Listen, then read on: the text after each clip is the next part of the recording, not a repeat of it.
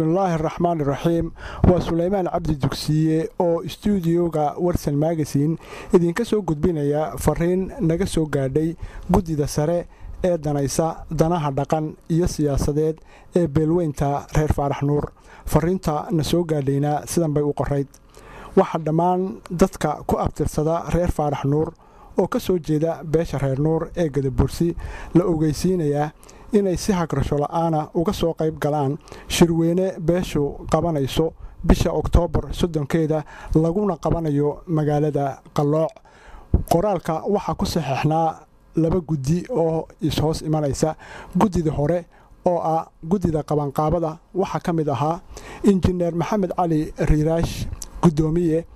xildhibaan Maxamed Xuseen Hori gudoomiye xigeen Maxamed Xuseen Xasan Xoghaye caaqil Daahir Xasan Xaddi xubin caaqil Maxamuud Maxamed Sheekh Ismaaciil xubin caaqil Yuusuf Cabdilaahi Cali xubin caaqil Aadan Cawaale Ismaaciil xubin عاقل محمود عبد حسين جود عد حبن عاقل عمر سمرية كاهن حبن آدن جامع علي حبن حلدبان نوح عبد قالب حبن حلدبان مختار عبد الله دعالي حبن موسى عبد حسن حبن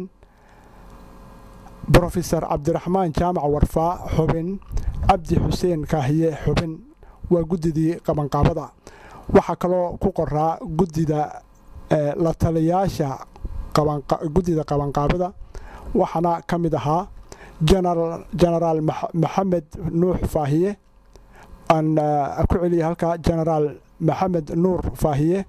xildhibaan Cabdiraxmaan oo Umar Daahir professor Maxamed Muuse Jibriil professor Axmed Cige Riiraash professor Axmed Nuux Caalin بروفيسور سليمان حسن نور بروفيسور محمود ظاهر بولي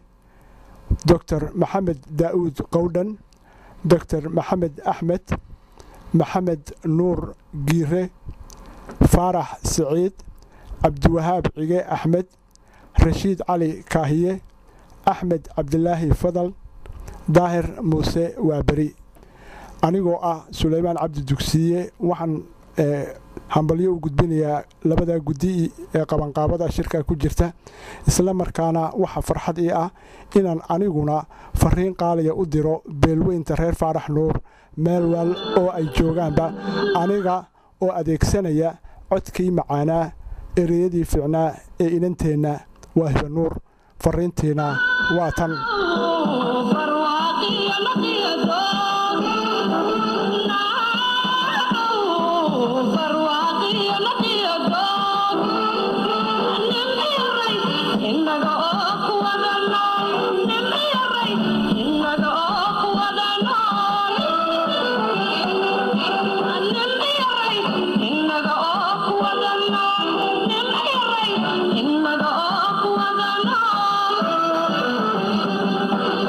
Allah